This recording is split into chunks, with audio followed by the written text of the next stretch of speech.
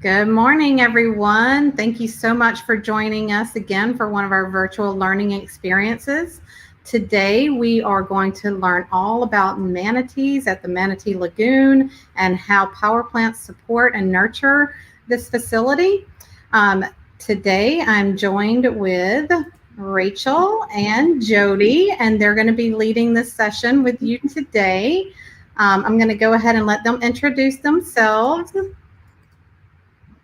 Hi, yes, I'm Jody Gless-Eldridge, and I work for NextEra Energy, which also has Florida Power and Light Company. And I manage the wildlife team for NextEra Energy, which I'll get into a little bit more during my presentation. Thanks for joining us today. And I'm Rachel Schenker. I'm a manatee master at Manatee Lagoon, and I'm one of the educational docents. So I do a lot of the tours and educational programming, which I'll also talk about today. All right, thank you, Rachel and Jody, for being here. My name is Rebecca Smekla. I work for the Department of Educational Technology for the School District of Palm Beach County. Before we get started, I just wanted to let you know you can ask Jody and Rachel questions in the chat box.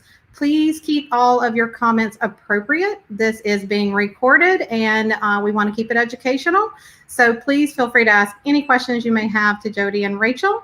I'm going to jump down now and let them get started with their presentation. Have a great show, ladies. Cool, thanks, Rebecca. So again, thank you guys so much for joining us today to learn a little bit about manatees and power plants and really how they work together. The title of our presentation is Industry Nurturing Nature, the Bond Between Manatees and Power Plants. So you can go ahead to the next slide, Rebecca. So as we started earlier, my name is Jody Gless-Eldridge, and I work for NextEra Energy, which is actually the world's largest utility company. We generate electricity and we transport that electricity to be able to do all the things, whether in our houses or in our schools, businesses, offices. We all need electricity and a lot of the things that we do these days. So being part of the utility company is a really important company to be working for. So next slide. So here at NextEra Energy, I actually have a team of 6 biologists that support all of our work across the United States and Canada. We work with lots of different species across the country in relation to producing power. If there's any interactions between any animals, that's where my team supports. And so I have a great team. And here specifically in Florida, the part of NextEra Energy that kind of operates here is the Florida Power and Light Company, also known as FPL, which I will talk to a lot during my presentation here. So just keep that in mind. One of our values here at the company is to do the right thing for the environment. And it's very much part of every decision that we make here at FPL. And so we both look into protecting habitat and the animals that are part of that habitat. And so here in Florida, you can see some photos of me in the past where I was with some sea turtles nesting at one of our power plants. And then we have crocodiles down at Turkey Point, south of Miami, where we capture and kind of pay attention to the population there, capture and release, but pay attention to the population. But today's presentation is specifically going to be on the Florida manatee and FPL's role in their survival. And so next slide. So really we're here today to kind of just show you how it's so important for businesses like FPL to be good stewards of the environment and to make sure that we are helping to protect manatees and their habitat and all other endangered species that are out there. Rachel's actually later on in the presentation going to tell you some really cool facts about manatees, so stay tuned for all of that. But first I'm going to really kind of talk to you about FPL's work and really the decades worth of involvement we've had with the Florida manatee. So for the last 30 years or more, FPL has worked with a bunch of agencies and organizations in order to help with the conservation of the Florida manatee. And some ways that we've done that is that we've passed out thousands and thousands of brochures to help with the educational aspect. We also have done extensive research through aerial surveys or through tagging manatees, both of which have been really important for the management of the species. Next slide. And one of the things we're most proud of is Manatee Lagoon and FPL Eco Discovery Center, which is pictured here. And it's a facility that was created to educate the public about manatees and the habitat of Lake Worth Lagoon, which is actually that waterway that's right outside of Manatee Lagoon, right there in that picture. But before we start to talk about Manatee Lagoon in a little bit more detail, I really kind of want to walk you through the history of how FPL and manatees kind of started their relationship. So next slide. Back in 1945, we decided to break ground for the first Riviera Beach power plant, and that construction was completed in 1947. From company newsletters at the time, we actually realized that that half of the electricity produced by Riviera Power Plant was able to power up the entire population of Palm Beach County, which is the county that we're part of right now. So kind of goes to show how much less electricity was used back in the 1940s. It's also a good point to share that the plant used about 550,000 barrels of oil every year. And you're going to see in the next slide here that over the decades, as the population grew, by the 1960s, for example, the Riviera Beach power plant grew to a bigger size so that it produced more electricity, more than 30 times the electricity of the original plant. And by the 2000s, like I said earlier, when they were using 550,000 gallons of oil per year, by the 2000s, we were using millions of gallons of oil per year. So that's just how power plants were operated in that time. However, FPL started to think about a cleaner vision for the future, which led us to, next slide here. This video is us actually demolishing that plant from the 1960s. In 2011, we demolished it, and here it comes crashing to the ground. And we were actually able to then rebuild on that same footprint a newer, cleaner power plant, and so clean that we actually use natural gas instead of oil as its fuel. And this resulted in cutting the carbon emissions in half, which is great for the environment. And we also were able to produce the same amount of electricity with a third less fuel using that natural gas. So this was a huge win for the environment by taking down the old and putting up the new. And in addition to that environmental aspect, we also kept manatees in mind. And so this here is a photo of the old Riviera plant that you just saw in the previous video being knocked down. And for decades, we actually knew that manatees were stopping at these facilities for warm water. Historically, they had used either they had swam further south. They actually migrate throughout the year. And so during the wintertime, they'll migrate from the north down to the south. And so historically, they would go further south, or they would use warm water springs within Florida. However, over the years, either those springs dried up or there was no access to them. And so manatees started to learn that power plants actually provided this warm water that they needed in order to survive. And so a little point on that. Manatees, if they're in water that's less than 68 degrees, they can actually start to suffer and almost on some occasions die. They get this thing called cold stress, which for us humans is a lot like hypothermia, where they can't warm their bodies up. And so they need some source of warm water in order to stay alive. And so our power plants, we actually have 5, FPL has 5 of them here in Florida, have been known over the last few decades as areas where they can congregate. And so we knew before we brought the Riviera Beach power plant down that we had hundreds, as you can see in this photo, of manatees stopping on a daily basis sometimes during the cold weather. So next slide.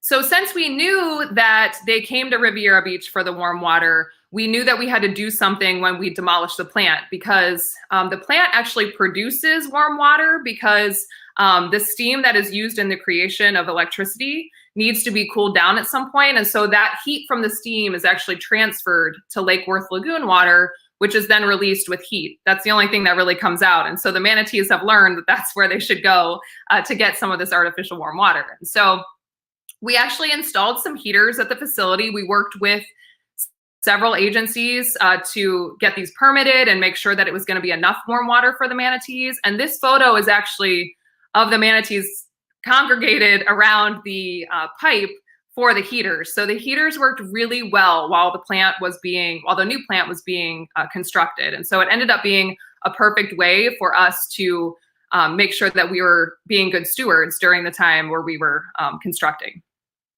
Next slide.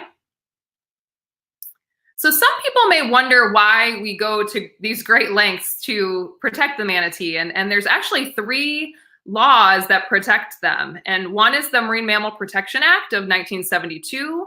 Another is the Endangered Species Act, which a lot of you probably know, of 1973, and the Florida Manatee Sanctuary Act, which is a state act here in Florida from 1978. And so in 2017, it's actually great news that the manatee was downlisted from endangered to threatened. And this means that the population is doing much better than it had been historically since the 70s. And so with the population growing and with rules and regulations in place about boating and about even our operations for the power plants, like making sure that people are protecting the manatee, that's how the population has grown. And so it's been a great story for the manatee.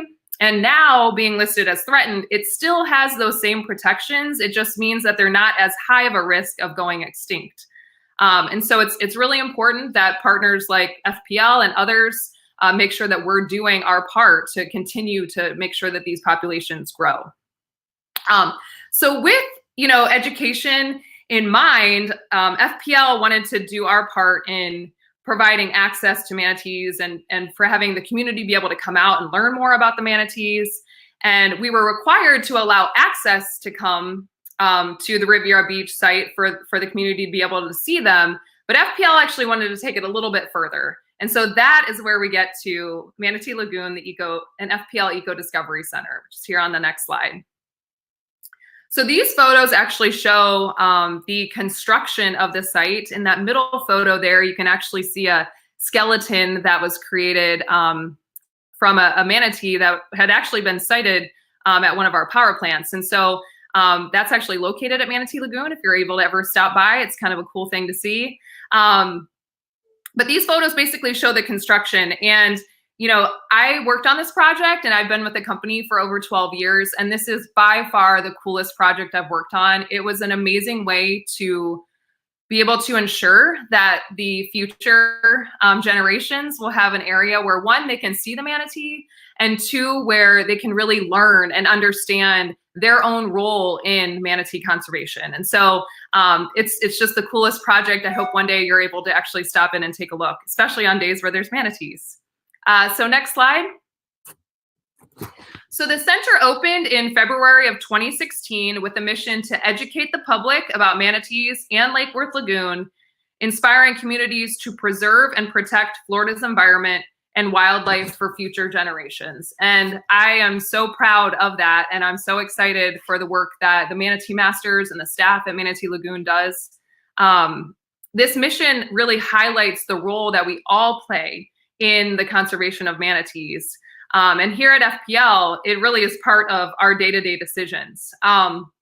Looking forward into the future, there is a question as to whether or not power plants are actually going to be a thing, and whether or not warm water is going to be allowed to be released. And so we're currently working with the Fish and Wildlife Service and the Florida Fish and Wildlife Conservation Commission to try to figure out what is the strategy for warm water. Where will the manatees go if power plants aren't providing that artificial source? And so we are very much in conversations trying to figure out how can we protect the manatees and the environment at the same time. And so we'll continue to kind of work through that. I'm excited. You never know, maybe one of you will be working with me on that issue in years to come. And I will say, as a biologist from Akron, Ohio, who, dreamed of working with manatees when I was little, I hope some of you out there are dreaming about it, and we'd love to have you come along for the ride. So next slide here. This one is a great picture of actually really our partnership and collaboration with a bunch of different organizations and agencies out there. This is at our Port Everglades project, which is another power plant that we have. And we had modernized that facility as well, knocked down the old, put up a new. And during that time, we actually tagged several manatees. You can see the manatee there. with a tag on its right above its fluke, which is its tail. And so we tag these manatees in order to be able to see where they would go during the wintertime, and see if by constructing a new plan, if they would go find other warm water sources. And so it was a really cool project. And actually in this photo is Rachel here. You can barely see her, but she has blonde hair. And so she was actually able to assist with this project as well. And so it's just a really cool way for us to kind of all work together to make sure that we're getting good data for the species moving forward. And so I see here that there's a few questions. Are manatees declining in numbers, and how do we protect them from danger or harm?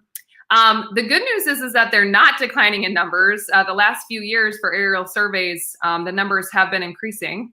Every year there's there's manatees that do end up dying for different reasons. But the good news is that overall the population has been increasing. And then how do we protect them from danger or harm? I think Rachel's actually going to get into that here in the second part of this presentation. So I'm actually going to hand it over to Rachel now, so she can give you a little bit more fun facts.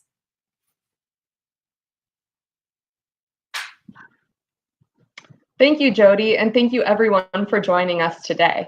So I will be getting into a little bit of how to protect manatees later on in my portion of the presentation. But as I mentioned before, my name is Rachel Schenker, and I'm a manatee master at Manatee Lagoon. So Manatee Lagoon has a team of about 12 manatee masters like myself, who are all students at Florida Atlantic University at some stage in our schooling. So we serve as the center's educators, leading our daily tours and our many other programs throughout the facility. Our center at Manatee Lagoon, we welcome about 150,000 visitors each year. And our goal is to inspire those visitors and help them gain a greater appreciation of manatees, including why we should care about them and what you can do to protect them. Next slide, please. So at the center, we often share a lot of interesting facts about manatees. So one fun fact that we like to share is how much manatees eat. So do you know how much a manatee eats? Think about it and take a guess. Do you think they eat a lot or maybe a little? So manatees eat a lot. They eat approximately 10% of their body weight every single day, which for the average manatee that weighs about 1,000 pounds is going to be about 100 pounds of seagrass and vegetation every day, which these animals are consuming. So for the average manatee, eating 100 pounds of vegetation a day, that's the equivalent of eating 400 quarter-pounder burgers every single day. So these guys do eat a lot. And you might think that all that food contributes to a manatee's large size. And you might think that manatees have a lot of fat. But that's a very common misconception. Manatees aren't really fat relative to their size. Their digestive tract, including about 140 feet of intestines in the average adult, contributes a lot to their overall size. So that large digestive system helps them efficiently process all that vegetation that they're eating, such as that seagrass, which is very low in nutrients. It's hard to take out all the nutrients they need. So they have to eat a lot of it, and it spends a lot of time in that very large digestive system for them to extract those nutrients. Manatees don't have sufficient blubber that would help them stay warm, the way that thick layers of blubber may help some whales and dolphins live in really cold waters. So without that insulation, manatees must seek out warm water when it gets cold, just like Jody mentioned earlier in the presentation. So next slide, please. So in this video, you can see, as Jody described earlier, when the temperatures drop, manatees gather in the clean, warm water outflow of the power plant next to our center at Manatee Lagoon. So this here is a view of our, what we call our outflow area.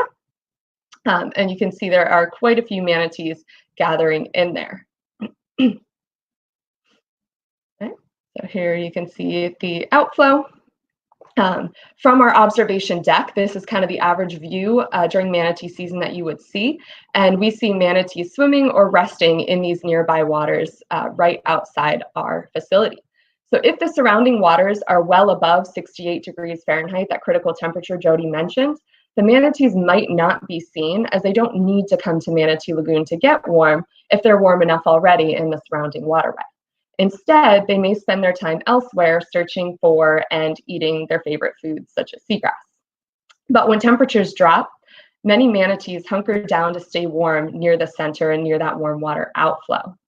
So the highest count documented at the Riviera Beach outflow right there was over 500 manatees at one time.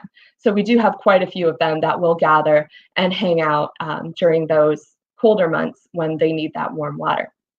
So the water temperature surrounding the center today is pretty warm, it's fair to say. And so it's unlikely that we would see very many manatees, if any, there right now. But we do have occasional sightings throughout the whole year. So even though there is a manatee season, throughout the year, and not just in the winter months when it's cold, we do still see manatees present.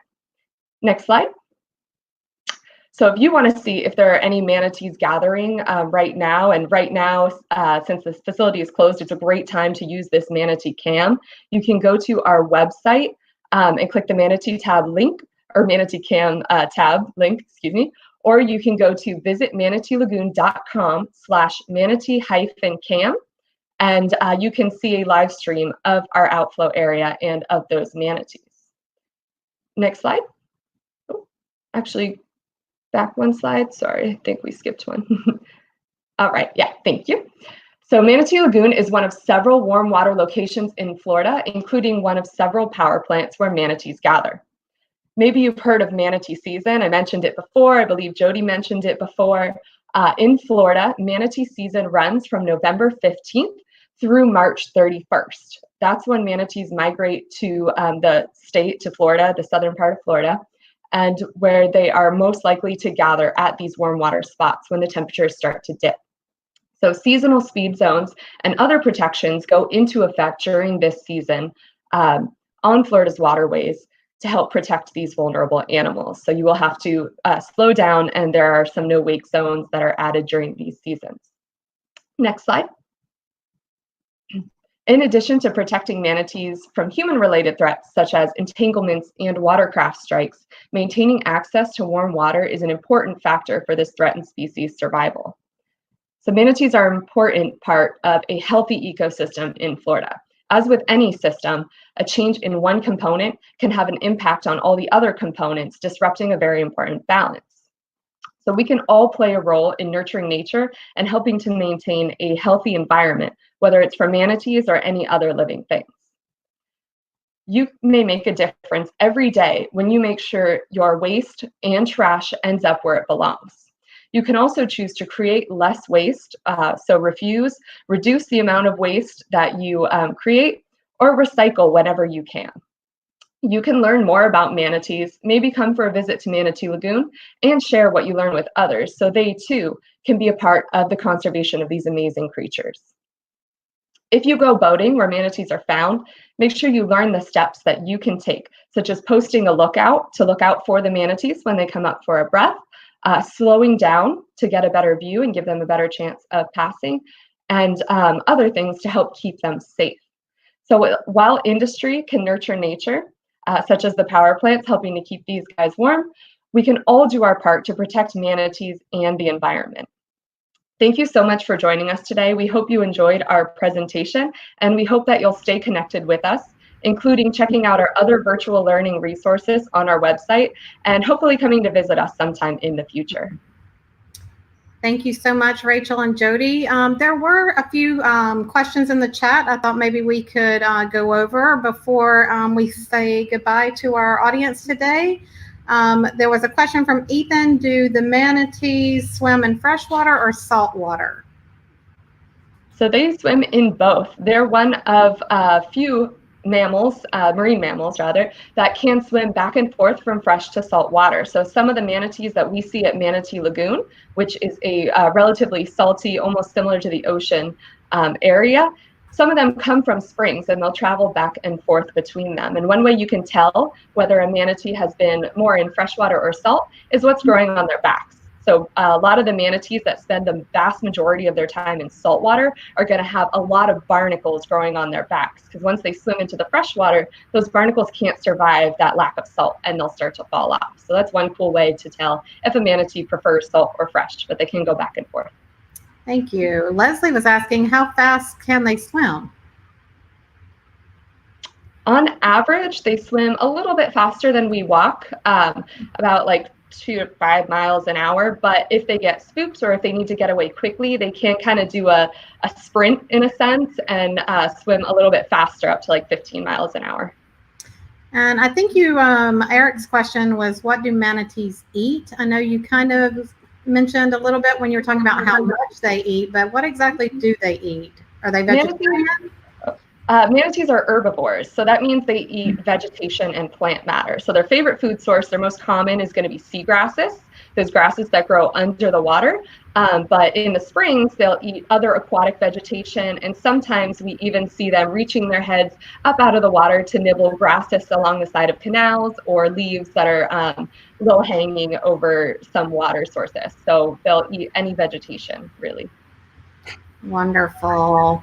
So this has been great, very informative. I see a lot of people in the chat saying they can't wait till you reopen so they can visit. I know that my family and I love going there. If it even turns slightly cold, we run and get in the car and travel on up to the Manatee Lagoon to try and see those manatees. So I actually have been there when there's been hundreds, and it is just an amazing sight to see. So I thank you so much, ladies. I'm going to talk to our audience a little bit, and then I'll bring you back to say goodbye, okay? Sounds good. Oop, I did the wrong thing. So, students out there, we would love to hear what you thought about today's presentation. We have a flip grid here for you. You can go to that bit.ly, or if you have a smartphone, you can just scan that QR code and go directly there. Leave us a 30-second video on what you learned today, or your impressions of the Manatee Lagoon, or power plants and their role, and anything that you want to share with us. We would love to hear your reactions to today's presentation. For you teachers out there, we do have the Flipgrid response located on our website. We also have a link to that Manatee live cam that Rachel mentioned, as well as the virtual learning resources for the Manatee Lagoon. We also have a Newsella article on our Florida manatees, so please check those out, share with your students. Upcoming next week, as you know, we're rolling into this 3-day Memorial Day weekend. I know we're all happy about that, but on Tuesday, we actually have 4 virtual learning experiences. At 8 a.m., we'll be joined by the Historical Society here in Palm Beach County. At 10 a.m., we have a panel, a legal panel of some lawyers. At 11:30, we have Ben Zeiton, Center of the Arts. They'll be doing some live glass blowing and showing us how that art is very cool to make glass. And then at 2 o'clock, we have an author named Stephen, and he'll be joining us sharing one of the books that he has written about the Holocaust. So I'm going to bring Jody and Rachel back up to say goodbye. And I have any final thoughts here? Yeah, thank you guys so much for joining us today. Everyone have a great holiday weekend. Yeah, thank you all. All right. Thank you so much. Have a great weekend. We'll see you on Tuesday. Bye. Bye.